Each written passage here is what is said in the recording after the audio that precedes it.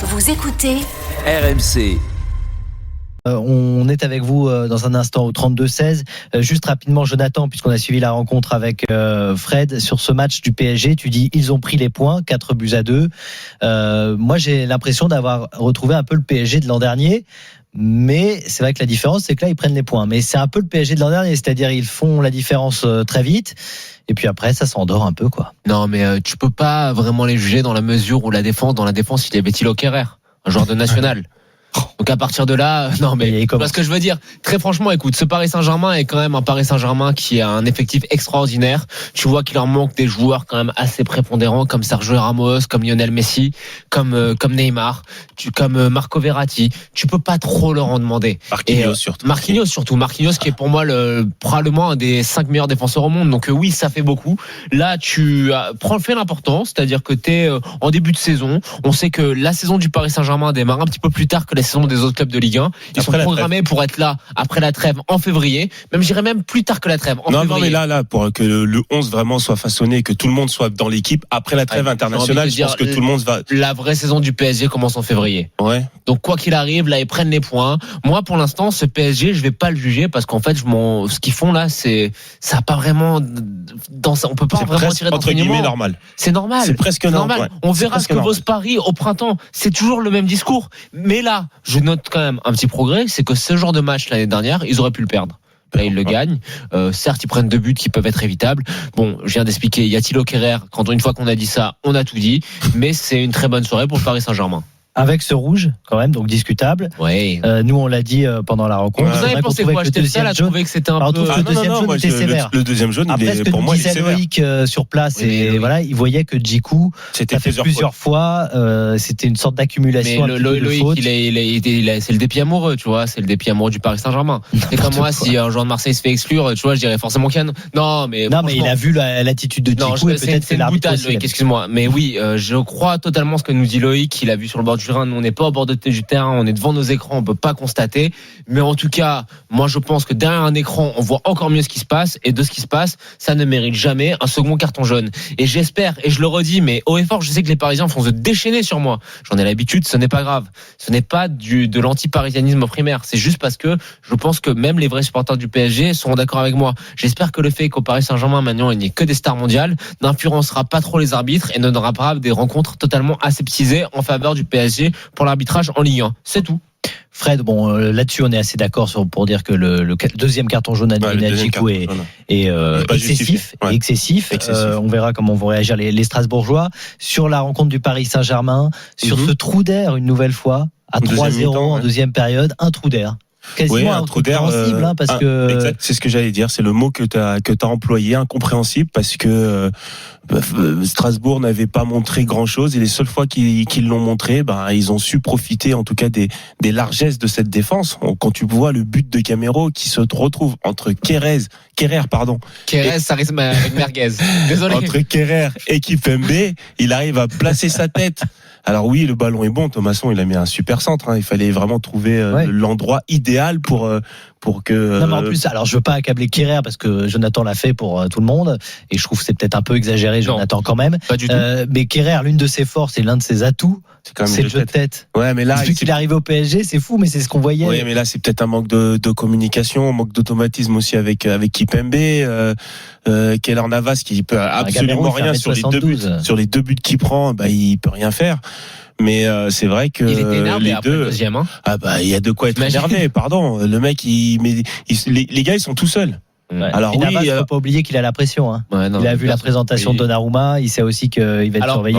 Je vous coupe, je vais intervenir, je vais revenir sur le sujet d'avant. Je ne suis pas le seul. Roland, notre ami Roland, coach Probis, m'écrit, et lui aussi trouve que c'est totalement incompréhensible l'expulsion de Djikou. Nous aussi. L'expulsion à 3-2. Non, mais voilà, ça a vraiment choqué tout le monde. Et il a raison. Le premier but est hors jeu. Et le premier but est hors jeu. C'est vrai que sur le premier but, il y a le révélateur. Après, on sait ce que ça vaut un révélateur. C'est le doigt. Ça vaut pas forcément grand-chose. Donc, c'est plutôt pas mal quand même. Et c'est ce que fait la Première Ligue. On est d'accord. On en parlera peut-être d'ailleurs avec Julien Laurent ce matin. Mais c'est ce que fait la Première Ligue cette saison. Ils avantagent un petit peu plus les actions offensives. Quand c'est vraiment limite, le cas ici. Le trait est un peu plus gros. Voilà. On avantage l'attaquant. Et je trouve ça pas mal. Mais c'est en Première Ligue. Et là, il y a vraiment hors-jeu. Mais c'est en Première Ligue. Pas en Ligue. Ouais, mais malgré tout, là, il y a vraiment hors-jeu quand même. Parce que moi aussi, j'ai reçu plein de textos. Ouais. Vous voyez ce que je veux dire, c'est que Paris a fait le travail ce soir. Paris a pris les points. Paris a fait des choses qui étaient très intéressantes. Mais je le répète, ce n'est pas parce que le PSG est une équipe composée de stars mondiales qu'il faudra que les arbitres aient une sorte de soumission psychologique à chaque fois. En tout cas, on essaiera d'écouter Julien Stéphan justement s'il revient sur ce sujet-là en conférence de presse dans quelques instants. N'hésitez pas, le hashtag RMC Live sur Twitter, l'appli RMC Direct Studio. Il y a pas mal de gens qui veulent qu'on réagisse sur Kylian Mbappé parce qu'il a fait un bon match. Et après les sifflets, on va en parler bien sûr dans l'after. C'était comment les jeunes disent, c'est malaisant. Malaisant, les sifflets sur Mbappé. Non, c'est le public du parc ce soir était un peu gênant. Et moi j'ai beaucoup d'amis qui sont, même si beaucoup de gens, personne ne va me croire, mais j'ai beaucoup d'amis honnêtement qui sont abonnés historiques du parc. Et je pense qu'ils ont trouvé ça aussi gênant. De quoi, la présentation des recrues? Non, là j'ai le côté girouette du public ce soir. Ah, sur Mbappé? Ah oui. Bon, on va en parler. On va en parler avec des supporters du PSG. Tiens, Haroun est avec nous au 32-16. Haroun, c'est un bon. Je lui fais confiance. Salut Haroun. Salut les gars, ça va? Salut Haroun. Il est un bon, il a dit Jonathan. Oui, on va arrêter. Jonathan, mais il fait des éloges. Il exagère un peu. Non, mais parce que Haroun, c'est un fidèle. On sait qu'il est mesuré. C'est le seul supporter du PSG qui t'a pas tapé dessus. C'est pour ça que tu dis ça. Non, pas du tout. Non. Vas-y Haroun, dis-nous ce que tu penses toi de la rencontre du PSG ce soir. Dans un premier temps, là, en tant que supporter du PSG, nous on est toujours sur un nuage parce qu'il y a les hauts et que voilà, donc on est en train de kiffer. Mais outre le fait de kiffer, on va essayer de faire une bonne analyse sur le match parce que c'est quand même important. Je pense qu'on est encore en prépa. Je pense, moi je le perçois comme ça. Donc il y a le trou d'air, je le mets par rapport à ça et à notre fameux ami Thilo Kehrer. À chaque fois que j'appelle, tout le monde va croire que je l'aime pas ce garçon. Mais j'ai rien contre lui, je le connais pas, je suis sûr que c'est un super gars. Il a rien à faire chez nous, purée, puis j'ai vu qu'il veut pas partir. Et ça me fait chier, quoi. Il a progressé en muscu. Non, mais il a vraiment pas le niveau, quoi. Il a progressé à la salle de muscu, Haroun. Oui, mais après, oui, mais nous on joue au foot avec les pieds, quoi. On aimerait bien que on joue avec les pieds et avec la tête, surtout lui à son poste. Et je pense que malheureusement, défensivement, on est fébrile parce qu'il est là. Et que je pense que même Presnel, lui, il sait qu'il est là et qu'il se dit à tout moment il peut nous faire une saucisse. Il se dit je vais rattraper sa saucisse, mais des fois c'est possible et puis des fois c'est pas possible. Ah, mais sur le but de Camero, Haroun, franchement, je pense que oui, il y a un petit parce qu'il n'est pas vraiment au marquage sur Camero, il n'y a pas trop de communication. Et surtout, il se dit que justement Kimpembe, il a peut-être le ballon. Alors que non, mais tu sais, je t'explique juste que Kimpembe, en fait, il est en train de reculer, et quand tu recules, c'est hyper difficile de pouvoir sauter. Donc c'est là, en fait, l'incompréhension qu'on peut avoir. Mais je sais pas si vraiment, tu vois, si vraiment c'est la faute de Kehrer, quoi. Bon, en tout cas, but de Karim Benzema avec le Real Madrid face à Alaves et un but plutôt joli pour débuter la saison de Karim Benzema. Dis-moi, Haroun, tu voulais me dire une chose. Vas-y, Haroun. 1-0 pour le Real. Tu n'avais pas l'air très d'accord avec moi. Non, tu vois, moi, en plus, étant un modeste joueur amateur, moi, j'étais milieu défensif. Des fois, je descendais à aider en défense centrale. Ouais. Je sais que quand ton binôme, il a pas trop confiance en toi, c'est là où il y a des saucisses. Et c'est là où il faut avouer le côté fébrile. Et je pense que Presnel, il le voit. Il le ressent. Il n'a pas cette confiance qu'il a avec Marquis, ou qui j'espère qu'il aura avec Sergio.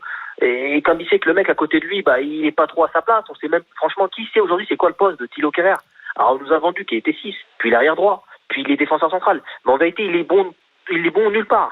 Donc, qu'est-ce qu'on fait de lui? Enfin, Haroun, je suis d'accord avec toi. Thilo Kehrer, peut-être qu'il n'a pas sa place au Paris Saint-Germain, une question de niveau, tout ce que tu veux. Mais là, sur cette rencontre, le fait que le PSG se fasse reprendre quasiment, en tout cas, le score se réduit de 3-0 à 3-2, c'est pas que de la faute de Thilo Kehrer. Non. Il y a eu une baisse de tension totale de la part du PSG. C'est pour ça que je t'ai dit, c'est là où on ressent le fait qu'on est encore en prépa. C'est mon point. Ouais, c'est vrai, t'as raison. La période de préparation. C'est là où je pense qu'ils ont eu une coupure d'air parce que t'en as quand même pas mal, que ce soit Wige, que ce soit Kylian, Presnel, qu'on repris il y a moins d'un mois. Et j'en ai parlé pendant le match. À la 60e minute, ils sont cuits. Ouais, puis on dit que la préparation de Pochettino, elle est assez hard aussi. Les gars, on va s'attendre, on analysera le PSG vraiment à la fin d'année, quoi. Un peu plus tard. Et puis là, comme t'as dit, il y a des joueurs qui viennent d'arriver.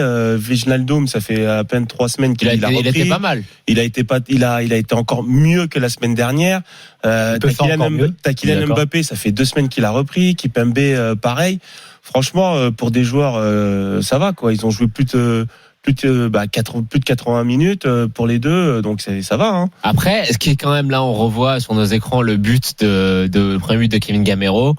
C'est quand même catastrophique, Kerrer, hein, les gars. Je veux pas insister, c'est pas que mais c'est catastrophique la manière dont il défend, la manière dont il arrive pas à prendre un ballon de la tête à Kevin Gamero qui fait moins d'un mètre 80. Sur le deuxième, c'est pas Kerrer pour le coup. Alors que Kimpembe est au marquage sur lui, sur Ajorc, et qu'il arrive quand même à prendre. Aussi, mais je pense que aussi. Alors là, je t'en rejoins à 100%. Tu vois, le coup sur le deuxième but, ça n'a rien à voir avec Kerrer. Hein. Non, ça n'a rien à voir avec Kerrer, mais sur le premier, et toute la fébrilité dont il a fait preuve pendant tout le match, tu tires quand même une balle dans le pied quand tu commences une partie avec lui. Après, moi, les gars, je voudrais quand même je voudrais qu'on soit positif à mort avec eux parce que j'ai envie d'y croire cette année. Ça, c'est ton problème, Arun. Ouais. Laisse finir Arun. Franchement, je vois de bonnes choses quand même. Oui. Je vois de bonnes réactions des gars. Il y a des trucs qui me font plaisir. Que l'année dernière, on avait perdu. Et c'est peut-être le fait qu'il y a des supporters. Je pense que ça y joue. Je pense que ça y joue pas mal. On a eu un parc en folie aujourd'hui. Gros big up à eux, comme d'habitude. Ils sont toujours là quand il faut. Et aujourd'hui, je pense qu'on a eu ce petit supplément d'âme. Donc on avait perdu l'année dernière. Et on a cherché le 4e l'année dernière, but. ce match-là, je suis sûr qu'on le perd ou qu'on fait un match nul moisi. J'en suis persuadé. Ouais. Ça peut finir à 3-3. Hein.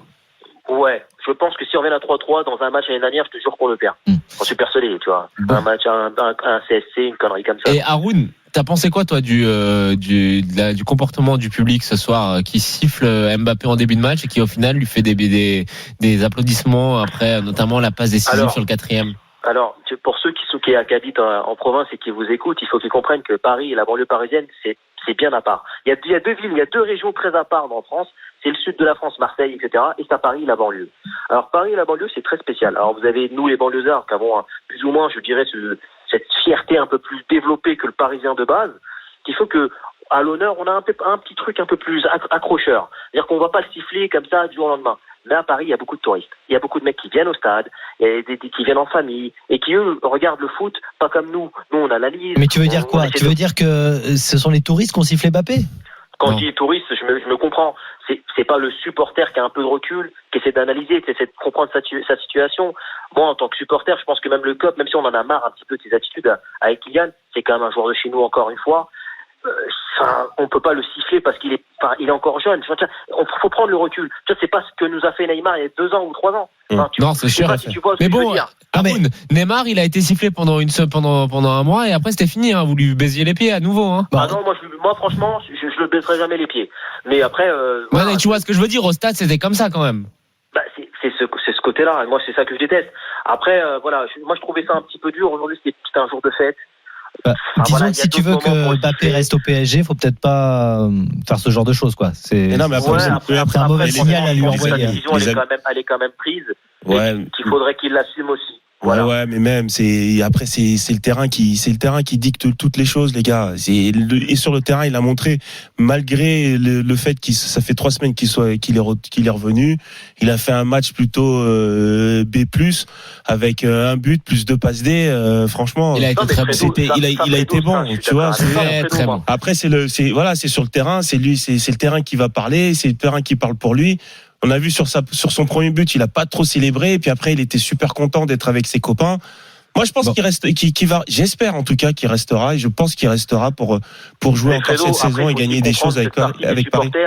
Je comprends. Qui le défend parce qu'on est français, parce qu'il est français lui aussi, qu'il est banlieusard, il est de la banlieue parisienne. Tu vois, nous, on en tire une grosse fierté. Les gens ont pas l'impression de ça, mais nous, on en tire une grosse fierté, Kylian. C'est une fierté, ce gamin, pour nous. Mais de ouf. Et qu'on a envie qu'il assume. Moi, j'ai envie qu'il reste au PSG, ce petit-là. Il est né à Paris, c'est un petit de chez nous, qui réussisse. Ouais, mais tu sais, Arun, tu vois bien aujourd'hui toute cette communication qui doit être hyper précise. T'as pas le droit à l'erreur. Regarde ce qu'on a eu comme polémique à la noix avec notre ami, comment il s'appelle? De Bean, Omar Da Fonseca, complètement débile. Si un joueur il parle pas, ça veut dire qu'il veut partir. S'il veut partir, c'est pas bien. Alors justement, puisqu'on parle de Mbappé, juste cette information quand même transmise par la Ligue, c'est Ajorc qui a marqué contre son camp. Ah, ça y est, et pas Kylian Mbappé. Donc on avait cette question quand même pendant le match parce qu'on se demandait si la frappe était cadrée. Elle semblait cadrée. Et on sait que beaucoup l'angle quand même. Ouais, moi je trouve ça logique que ça soit Ajorc contre son camp pour le coup parce que vraiment il dévie totalement la frappe. Mais comme on sait que maintenant, oui, non, mais il fait un gros match, Kylian, ce soir. Je l'appelle Cameroun, on l'appelle par les prénoms. Mais non, il fait un gros match et surtout, il n'a pas été perturbé par le petit contexte un petit peu délétère autour de lui. Donc c'est bien, c'est une preuve de maturité. Après, franchement, voilà, moi je trouve le public du Parc un peu comme ça, un peu trop volubile. Bon, mais, non, moi je dis seulement que si plus on va lui dire de parler, moins il parlera. Il y a des chances. Il y a des chances. Parce que de toute façon, on le sait très bien, sa communication, elle est toujours comme ça. Tout le monde, pendant 4 jours, on a attendu que Kylian Mbappé poste une photo ou alors s'exprime sur l'arrivée de Messi. Il l'a pas fait. Et le jour où on s'y attendait le moins, c'est-à-dire l'arrivée de Messi à l'entraînement, c'est là où il l'a posté. Tout est calculé. Donc plus on va lui demander de s'exprimer par rapport à ce départ ou non, ou cette prolongation, de toute façon, il choisira son moment. Il choisira lui-même son moment. S'il a besoin de le dire, il le dira. S'il n'a pas besoin de le dire, il le dira pas. Alors, après, les gars, pardon. Non, mais on va remercier Haroun. Merci Haroun. Salut, à très bientôt Haroun. Tu reviens quand tu veux. Salut. Bonne soirée. Dis-nous. Tu voulais dire quelque chose. Petit mot, les gars. Vas-y. Je veux franchement. Parce qu'après, il y a Malik et Cyril là qui sont là, donc vas-y, Haroun. Juste Malik et Cyril, ils me comprendront en train de parler, je suis sûr. Malik, il est de voilà, juste pour nous dire, les gars, franchement, on vit une époque de dingue pour la Ligue 1. D'avoir Messi, Neymar. Non, pour le PSG, pas pour la Ligue 1. Non, mais je te jure, il faut qu'on en profite. Réécoute ce qu'on a dit cette semaine, c'est bien pour le PSG, pour la Ligue 1, ça n'a aucune importance. C'est très bien pour la Ligue 1 aussi. N'importe quoi, arrêtez avec ça. C'est super pour la Ligue 1. Arrêtez, qu'est-ce que ça va faire pour la Ligue 1 ? Qu'est-ce que ça fait, François ? Ça fait que déjà, par exemple, en Argentine, si tu as lu déjà quelques interviews et notamment de ceux qui présentent les abonnés Instagram ? Non, qui présentent les émissions autour du foot en Argentine, ils ne suivent jamais la Ligue 1. Et là, ils se disent. C'est pas vrai. C'est pas vrai parce que dans Olé, à chaque fois que Di Maria ou Icardi joue ou marque un but, il y a un article. Là, ça sera encore plus que donc ça. C'est pas vrai. C'est-à-dire que celui qui présente les émissions de foot, il nous disait qu'il suivait jamais la Ligue 1 et que là, il va suivre tous les matchs du PSG et que quand ils suivent les matchs du PSG, ils font par exemple une présentation de l'adversaire, en l'occurrence de Strasbourg, qui est Ajorc, qui est ceci, etc. Mais François, je te dis juste que ça, c'est bénéfique pour la Ligue 1. Par exemple, tu vois, l'année dernière, il n'y avait pas Lionel Messi. À chaque fois qu'Icardi ou Di Maria jouait ou marquait un but, il y avait un article dans Olé qui est le plus grand quotidien sportif du pays. Faut arrêter de dire que c'est bien pour la Ligue 1. À la rigueur, si on avait pu commercialiser les droits télé de la Ligue 1 tout de suite maintenant, il y a les droits à l'international. On l'aurait fait. Les droits à l'international, ça va rapporter de l'argent à BeIN Sport, François. Ça va rien rapporter à la Ligue 1. Un appel d'offres. Ça va rapporter de l'argent au patron du PSG. Pour essayer de refaire un appel d'offres. Ça va rien rapporter à la Ligue 1. C'est très bien pour le PSG et c'est déjà pas mal. Ça, on le verra. Parce qu'il y a des présidents de clubs qui te disent, le PSG faisait déjà recette, mais là, pour le coup, les stades vont être totalement pleins. Mais c'est déjà plein les stades, François. C'est les Harlem Globetrotters. Il y avait Neymar, il y avait Mbappé. Ça va. À un moment, les stades, tu peux pas plus les remplir quand ils sont pleins. Écoute, moi, j'écoute les présidents de clubs qui sont en tout cas satisfaits de l'arrivée de Messi, mais c'est très bien pour le PSG. C'est pas dans leur équipe. C'est très bien pour le PSG. Ouais. Bon, merci beaucoup en tout cas, Haroun. Merci. Salut, à très bientôt, Haroun. Malik est au 32-16 à 23h15 sur RMC. Salut Malik. Oui, salut les gars. Alors toi, t'es un supporter de Marseille, hein? C'est animé encore, ouais. Je suis supporter de l'OM. Et tu voulais revenir sur Mbappé. Une fois n'est pas coutume, je voulais intervenir sur Mbappé, mais juste avant ça, très rapidement, je voulais revenir à un truc où je suis pas tout à fait d'accord avec mon ami Jonathan Macardy.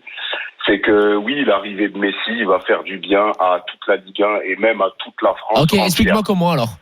Voilà. Alors, tout simplement pour la simple et bonne raison que tu vois, moi, je suis un passionné de foot, passionné de l'OM et de football en particulier. J'ai des gens autour de moi qui ne regardent pas le foot, qui ne sont pas autant passionnés, qui me disent qu'ils vont aller au stade pour voir Messi, tu vois. Donc ça veut dire que tu as des supporters d'autres clubs qui vont pour une fois aller payer une place pour aller voir un match de l'équipe de leur ville ou de l'équipe de leur cœur pour voir Messi. Donc, sauf que attends, je me permets de te corriger. C'est juste qu'à chaque fois que le PSG se déplace, c'est quasiment plein, donc ça va rien changer en fait. Les stades, tu peux pas les agrandir. Oui, non, mais ça, je l'entends si tu veux. Mais écoute, j'étais avec Jean-Pierre Caillot, président de Reims sur RMC. Super. Non mais Excuse-moi, Jean-Pierre Caillot, il est en Ligue 1. Il y a Reims PSG. Alors, peut-être que ça sera pas la première de Messi, a priori pas. Mais lui, il était en train de te dire qu'il allait teaser là-dessus pour faire venir du monde dans son stade parce que justement, à Reims, il galère pour avoir des gens. Mais c'était pas plein quand il y avait Neymar déjà? Eh ben, écoute, lui, il me dit que c'était une très bonne nouvelle. Quand il y avait Neymar, et Messi, c'est encore au-dessus. On nous a servi la même chose, c'est encore au-dessus, Jonathan. Excusez-moi, les gars. C'est encore au-dessus, Jonathan. Excuse-moi, Jonathan. Mais le truc qu'il y a, c'est que, bon, moi, j'entends ce que tu dis. On pourra pas agrandir les stades, c'est certain. Mais force est de constater qu'il y a certains clubs en Ligue 1 qui ne remplissent pas les stades. Même sauf quand le PSG est là. Qui non, pas forcément. C'est après, je vais te dire en soi, moi à partir du moment où le Vélodrome est plein, ça me va. Le reste, en soi, voilà, c'est pas grave. Donc pour en revenir. Mais attends, Malik, que tu viens de parler du Vélodrome. Déjà, excuse-moi, j'ai beaucoup de respect pour toi. Tu nous appelles, tu nous écoutes, donc forcément j'ai du respect pour toi. Mais à partir du moment où tu me dis que tu es un supporter de l'OM et que je prends ton combiné, ton téléphone pour rappeler et pour parler de Messi, je trouve ça un peu curieux déjà. Il a le droit de parler. Oui, mais je trouve ça curieux. Mais bon, tu m'as pas encore entendu parler. Je t'écoute, allez, excuse-moi, Malik. Alors, attends, tous les supporters de Marseille ne sont pas bornés, ils regardent aussi le football et ils sont pas obligés de regarder et de parler que de Marseille. C'est pas parce qu'il joue au PSG qu'il n'a pas le droit de donner son avis. Remarque de deux personnes avec la culture foot zéro.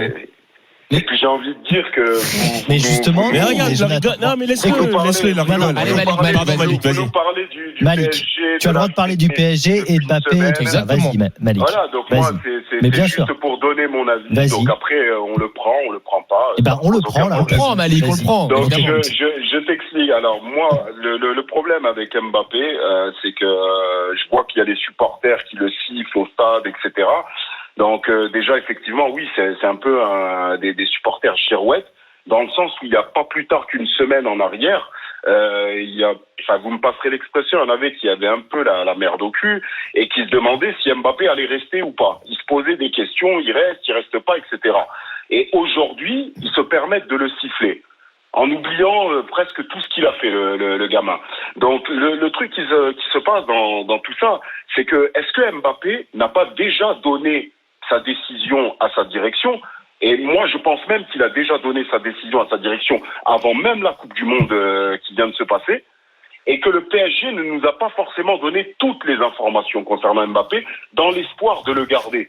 Parce que si on écoute encore la dernière déclaration de Nasser, qui pour moi est un cataclysme total en termes de communication, si en tout cas il a pour souhait de garder Mbappé, quand on connaît le caractère du joueur, quand on connaît la manière dont Mbappé est borné et que tu ne peux pas avoir ce genre de déclaration. Oui. Parce que là, il a rejeté, disons que il a anticipé un éventuel départ en rejetant toute la faute sur Mbappé, mais pas devant les stades de Ligue 1 ou devant un public français. Il a fait ça devant le monde entier. Parce que pour accueillir Messi, il y avait les caméras du monde. Oui, non, mais ça, t'as raison, Malik. Ça, c'est peut-être une erreur de communication.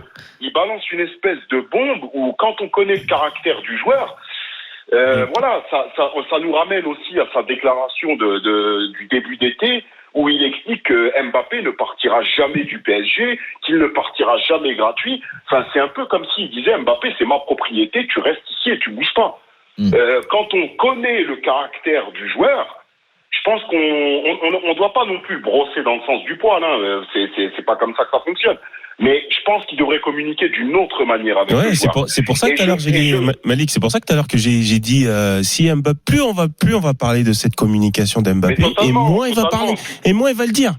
Totalement. Tout à l'heure, vous m'avez retiré pas mal d'arguments que j'avais à vous donner, que vous avez balancé juste avant, et c'est très bien. Mais dans le sens où, voilà, on parle de l'arrivée de Messi.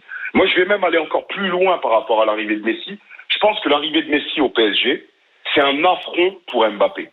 Mais un affront. Non, pourquoi? Ah, je pense. Je vais te dire. Après, peut-être que tu me diras autre chose qui me fera changer d'avis. Oui, par rapport mais Mbappé, on sait qu'il aime la lumière. On le sait. C'est un mec qui veut exploser la planète football. Sauf que, avec l'arrivée de Messi, la lumière, elle s'est éteinte sur Mbappé. Je ne sais pas si vous vous rendez compte, mais on est passé de... C'est tamisé. Oui, c'est bien tamisé quand même, parce que on est quand même passé de Mbappé il reste ou pas, à Messi est là, on n'en a plus rien à foutre. Maintenant, limite, il peut partir. Il peut partir, c'est pas grave, Messi est là. Non, mais c'est surtout la phrase d'Mbappé qu'on a repris sur le projet sportif, qui voulait un projet sportif solide autour de lui, et la phrase qui a été reprise d'ailleurs par Nasser en conférence de presse. Pour le coup, il a oublié l'autre partie de la phrase. C'était un projet solide, un projet sportif solide autour de lui. Et c'est ça aussi la différence. C'est que là, pour le coup, le projet sportif ne sera pas forcément autour de Mbappé avec l'arrivée de Messi et aux côtés de Neymar, évidemment. Moi, je suis totalement d'accord avec ce que tu dis, mais là où je me repose encore une question, c'est est-ce que la déclaration de début d'été de Nasser n'a pas eu un impact sur Mbappé. Tout comme cette histoire de vidéo où Mbappé dit qu'il rêve de gagner la Ligue des Champions avec le PSG, Malik, qui a été un peu rétro. On va écouter, je te propose Malik d'écouter Julien Stéphan qui est en conférence de presse après PSG. La semaine dernière, là on met 2 buts au parc, vous l'avez dit vous-même, 2 superbes buts, c'est important. Oui, parce que c'est les valeurs du club d'abord, de jamais rien lâcher, de se battre jusqu'au bout, c'est quelque chose qu'on veut cultiver et instaurer encore davantage dans l'esprit de groupe. Voilà, donc pour ça, la deuxième mi-temps c'est une récompense, c'est une réussite. C'est pas suffisant pour les raisons que j'ai évoquées juste avant pour être récompensé par au moins un point, mais c'est des valeurs sur lesquelles on compte s'appuyer tout au long de la saison. Voilà, Julien Stéphan qui est en conférence de presse après donc cette défaite, qui parle des valeurs, mais pour l'instant ça fait 0 point en compteur pour Strasbourg, battu contre Angers en première journée dans son stade. Le prochain match des Strasbourgeois, ça sera contre Troyes, un match très important déjà la semaine prochaine dans leur stade de la Méno. Voilà, alors que le PSG ira à Brest vendredi prochain. On remercie Malik d'être passé dans l'after. Allez, bonne soirée quand même. Tu reviens quand tu veux. Salut Malik. Jonathan. Rassure-toi, je suis vraiment fan de football et de l'OM. Mais t'as pas besoin de te justifier. Si, là, tu as besoin. Non. C'est pour la petite blague. Et demain, tu as ton vrai match, Malik. Mais t'inquiète Marseille, Bordeaux, et on en parlera sur RMC. Tu reviens demain si tu veux en parler, Malik. Bonne soirée, les gars, à bientôt. Et d'ailleurs, venez dès 20h parce que je serai avec Gilbert et je pense avec toi. Non, avec Kevin. Quand? Demain, à partir de 20h avec Kevin, pour l'intégralité du match Marseille-Bordeaux. Ah oui, à ne pas rater, bien sûr, sur RMC. avec moi. Real Madrid à la veste, ça a beaucoup bougé. Real Madrid qui mène 3-1 désormais. On joue la 67e minute de jeu. Doublé de Karim Benzema, un but de Nacho contre un but de Rosellou sur pénalty pour Alaves. Les 2 buts. C'est du Benzema comme l'an dernier, quoi. Voilà, il est parti.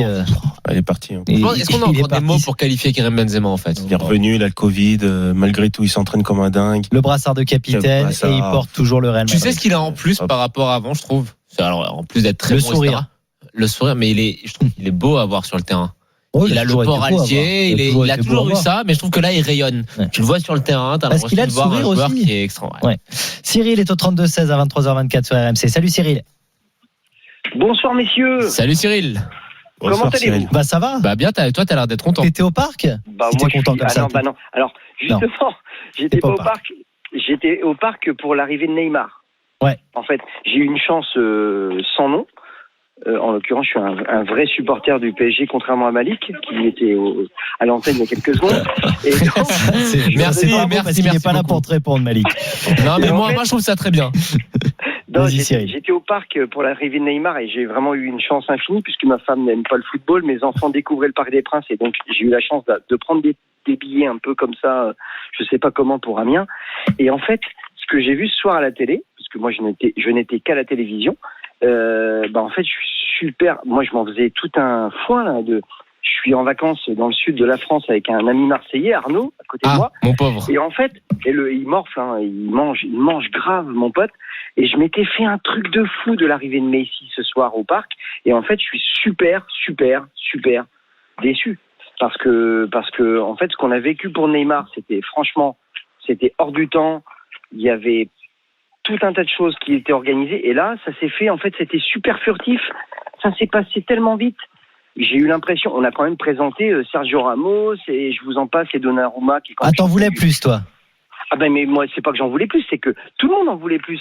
C'est que même moi je suis un fan du COP Auteuil. Enfin voilà, c'est le plus beau public de France pour le moment. En ce moment, ce qui se passe en Europe, pour moi dans le COP Auteuil, c'est ce qui se fait plus cool, sans violence, avec que des chants, des tambours et des machins. Et franchement c'est cool.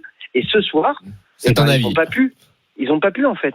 Je trouve. Qu'est-ce que vous en pensez rapidement? Sur les présentations des 5 joueurs, ils sont obligés de faire comme ça. Après, il y a quand même un match derrière. Hein. Ouais, mais tu peux pas faire des présentations individuelles aujourd'hui avec le Covid. Tu peux pas. Non, Neymar, tu peux pas.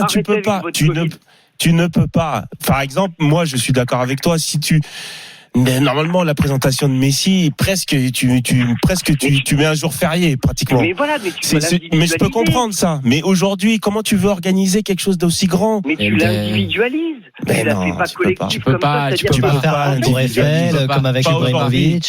C'est trop compliqué. Tu sais, le contexte est trop compliqué. Fred a raison. Il faut une sécurité de malade. Il faut prévoir, le préfet, il faut qu'il prévoie des cartes de police, de CRS, des trucs. Non, carrément un arrêté préfectoral, Fred. Bah oui, justement, c'est comme une manifestation. C'est trop compliqué aujourd'hui à organiser. Après, évidemment, si on est dans un contexte normal, mais bien évidemment, c'est individualisé, tu fais la fête, t'as une présentation hors norme parce que c'est Messi et les autres. Mais aujourd'hui, malheureusement, valait mieux faire comme ça. Exactement. Fred. En tous les cas, les gars. Ouais. Alors, je vais. Donc, t'as certainement un petit peu raison là-dessus, dans le fait où, en l'occurrence, je demandais pas d'en faire, mais en l'occurrence, je pensais vraiment qu'ils allaient faire autour des 5 joueurs qui sont quand même des super joueurs, parce que Ramos et tout ça, c'était énorme. Je pensais qu'ils allaient faire quelque chose un petit peu plus un peu plus spécial pour Messi, mais je voulais aussi vous dire, les gars, s'il vous plaît, ce soir c'est PSG Strasbourg, s'il vous plaît, ne me foutez pas. Même s'il était gentil, ne me mettez pas un supporter de l'OM pendant 10 minutes à l'antenne. Vous allez tuer vos auditeurs. Tu as totalement raison. S'il vous plaît, les gars. Même si j'adore le standardiste, moi, pour le coup. Demain, j'appelle pas pour le match. Voilà. J'en ai rien à caguer. Merci. Je vous adore, RMC. Vous m'avez donné la parole tellement de fois que j'ai tellement de respect pour vous. Franchement, vous êtes classe, tout ce que vous êtes. Mais ne me placez pas un supporter. Il était cool, hein. Franchement, mais il a rien à dire. Bon. Alors oui, Messi, oui, Mbappé et machin. Non, s'il vous plaît. Bon, Mbappé, alors déjà, tu verras ça avec Adrien au standard, mais je prends la responsabilité aussi. Adrien, il est top. Adrien, il est top et François est top, mais Cyril a raison. Mais Malik avait envie de parler du Paris Saint-Germain et il en a, je trouve, plutôt bien parlé d'ailleurs. Oui, mais on prépare des Parisiens qui parlent du PSG, non? C'est un peu mieux d'avoir des Parisiens. On en a d'ailleurs, hein, Cyril, Haroun est venu nous voir. Mais c'est pas un reproche, François. Voilà. Non, mais bon. Mais si moi je suis d'accord. Moi je vous trouve un peu fermé, les amis. Cyril. Non, on n'est pas fermé. On veut que la France soit un pays de foot. Et dans un pays de foot, en Espagne, des gens du Real n'appellent pas pour parler du Barça. Les gens quand le Barça joue, les gens du Real, ils sont dehors, ils font la fête et ils regardent pas les matchs du Barça. Ça se chambre à mort en Espagne. Tu rigoles? Oui, mais ils n'appelleraient pas pour une émission. C'est bien, les gars. Ok. Non, mais en tous les cas. Vous laissez la parole à tout le monde et je vous remercie pour ça aussi parce que vous êtes une très très bonne radio. Merci Cyril. Et vous êtes tous très forts et encore une fois, merci pour ça. Et je voulais faire juste une dédicace. Est-ce que vous me l'autorisez? Vas-y. Et dédicace à Arnaud, Séverine, Lily, Zoé, Axel, Mathis, Louis et Ingrid. C'est un peu loin, mon pote. T'en as des amis, dis donc. Je vous embrasse. Allez, merci Cyril. À très bientôt. Belle soirée à toi. Tu reviens quand tu veux sur RMC. Juste cette déclaration de Julien Stéphan sur le carton rouge, elle était attendue. Il nous coupe les ailes, il est difficile à accepter. Voilà ce qu'a dit l'entraîneur strasbourgeois. Donc Strasbourg battu 4-2, on le rappelle, par le Paris Saint-Germain. Et Strasbourg 0 points au compteur au bout de 2 journées, alors que le PSG a pris provisoirement la tête évidemment de la Ligue 1 avec cette deuxième victoire en 2 rencontres.